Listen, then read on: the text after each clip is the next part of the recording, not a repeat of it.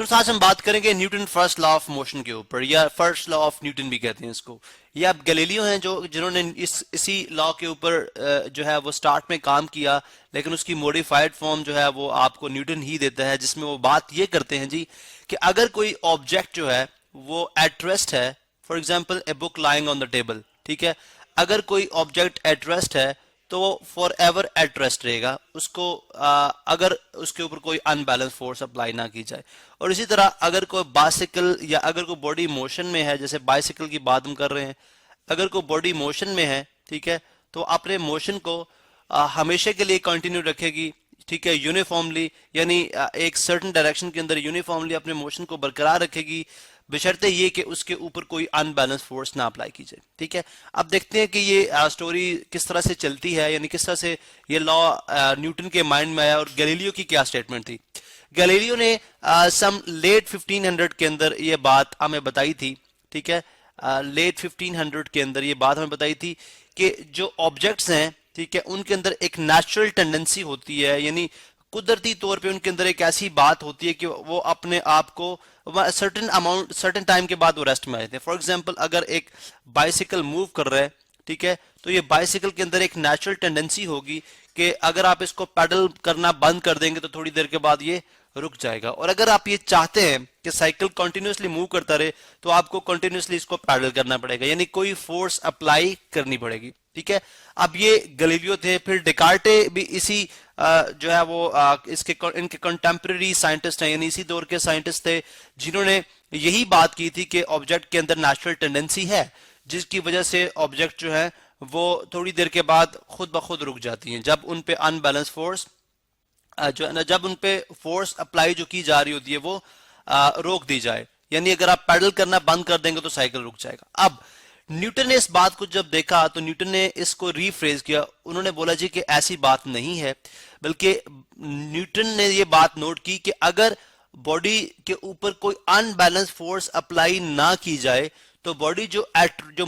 Moving है वो हमेशा मूव करती रहेगी। अब ये बड़ी एक कॉन्ट्राडिक्शन थी, यानी जो गैलीलियो ने बात की उससे ये बात अलग थी, ठीक है, डिफरेंट थी, उससे कॉन्ट्राडिक्ट कर रही थी कि गैलीलियो ये कह रहे हैं जी कि अगर बॉडी के ऊपर फोर्स अप्लाई की, अगर आप चाहते हैं कि बॉडी कंटिन्यूसली मूव करे तो आपको कंटिन्यूसली उसके ऊपर फोर्स अप्लाई करनी पड़ेगी, जबकि न्यूटन ये बात कर रहे हैं कि बॉडी जो है अगर आप चाहते हैं कि कंटिन्यूसली मूव करे तो उसके ऊपर कोई भी अनबैलेंस फोर्स अप्लाई ना करे, तो बॉडी जो मूविंग होगी वो कंटिन्यूसली मूव करेगी और जो बॉडी एट रेस्ट होगी वो फॉरएवर एट रेस्ट ही रहेगी। ठीक है, अब इस चीज को हमने अंडरस्टैंड किया जब, ठीक है, इसका माइक्रोस्कोपिक व्यू देखा तो हमें ये बात समझ आई कि न्यूटन की बात इस तरह से ठीक है कि अगर आप साइकिल को स्टडी करें under the influence of certain forces, for example ये साइकिल है, ठीक है, ये अंडर द इन्फ्लुएंस ऑफ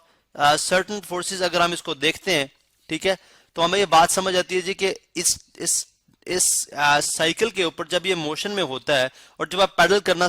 बंद करते हैं तो साइकिल जो रेस्ट में आता है वो उसके ऊपर अप्लाई की गई फोर्सेस की वजह से रेस्ट में आता है। तो वो फोर्सेस कौन सी हैं? सबसे पहली बात तो ये समझ आई कि जो टायर है और ग्राउंड है इनके दरमियान फोर्स ऑफ फ्रिक्शन है, ठीक है, ये फ्रिक्शन जो है वो डायरेक्शन ऑफ मोशन के ऑपोजिट एक्ट करती है, this is force of friction. ठीक है, फोर्स ऑफ फ्रिक्शन जो कि डायरेक्शन के ऑपोजिट, साइकिल आपका राइट साइड पे जा रहा है, फोर्स ऑफ फ्रिक्शन उसके ऑपोजिट लग रही है। इसी तरह ग्रेविटेशनल एक्सेलरेशन है, ठीक है, ग्रेविटेशनल एक्सेलरेशन जो कि डाउनवर्ड ग्रेविटेशनल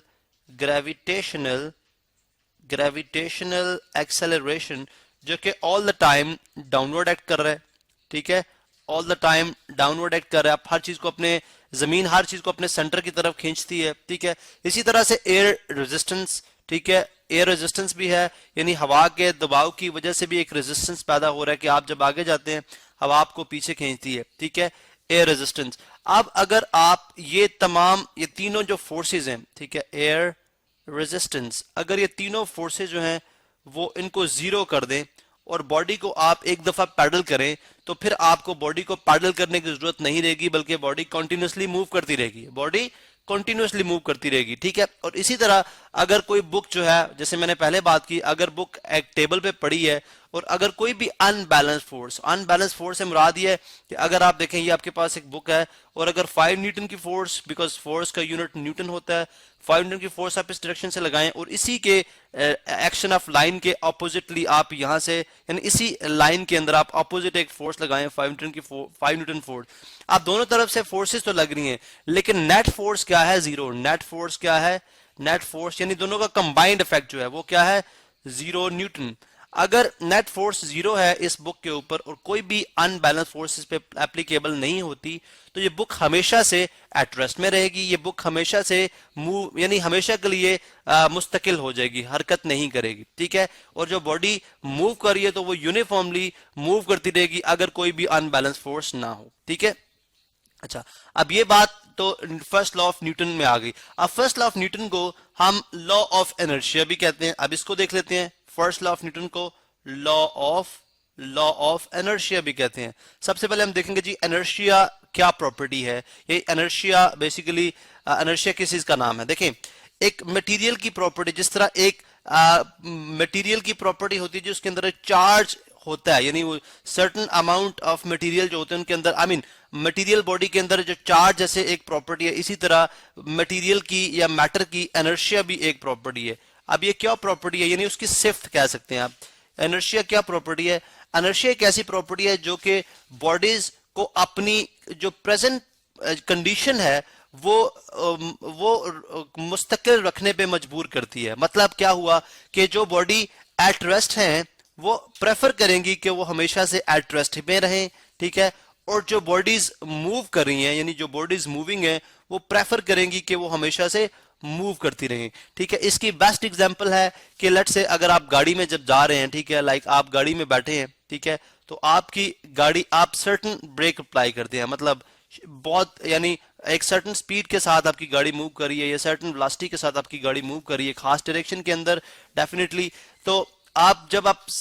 एकदम से यानी बहुत एकदम से ब्रेक अप्लाई करेंगे तो आपकी गाड़ी रुक जाती है, लेकिन आपको आगे की तरफ शिफ्ट मिलता है, यानी आपकी बॉडी आगे की तरफ झुकती है या गिरती है, ठीक है, जिसकी वजह से आप सीट बेल्ट का इस्तेमाल करते हैं। अब ये क्यों था? बिकॉज आपकी गाड़ी जो थी विद रिस्पेक्ट टू आपकी जो बॉडी थी वो with respect to car move कर रही थी, ठीक है। I mean with respect to car वो एट रेस्ट थी और एनवायरनमेंट के लिहाज से वो मूव कर रही थी। विद रिस्पेक्ट टू कार यानी कार के लिहाज से अगर आप देखें तो एट रेस्ट में है, with respect to environment move कर रही है। अब जब आपने ब्रेक अप्लाई की तो ब्रेक की वजह से गाड़ी तो आपकी रुक गई, और अगर आपने सीट बेल्ट नहीं पहना हो तो बॉडी तो आपकी मोशन में थी, तो बॉडी तो नहीं रुकी। जब गाड़ी रुकेगी तो डेफिनेटली बॉडी आपकी इनर्शिया की वजह से, बॉडी आपकी, because body with respect to surrounding move कर रही थी और वो अपने मोशन को बरकरार रखना चाहेगी, ठीक है। मैं सराउंडिंग के यहाँ पे स्पेलिंग कर देता हूँ, सेट सराउंडिंग, ठीक है, सराउंडिंग यानी एनवायरमेंटल, एक्सटर्नल एनवायरनमेंट की वजह से, सराउंडिंग की वजह से आपकी बॉडी जो है वो मूव करना चाहेगी, लेकिन मूव करना चाह रही थी, ठीक है, मूव कर रही थी और मूव करना चाह रही थी, लेकिन जब आपने ब्रेक सप्लाई की गाड़ी फौरन से रुक गई, लेकिन आपकी बॉडी आगे की तरफ झुकती है बिकॉज वो मूव करना चाहती है। दिस इज कॉल्ड इनर्शिया, ठीक है, दिस इज कॉल्ड इनर्शिया। इसी तरह जो बॉडी एट रेस्ट होती है वो प्रेफर करती है कि वो एट रेस्ट में ही रहे, वो अपनी पोजीशन को चेंज नहीं करना चाहिए। This is in this way हम इस लॉ को, Newton first law of motion को लॉ ऑफ इनर्शिया भी कह सकते हैं।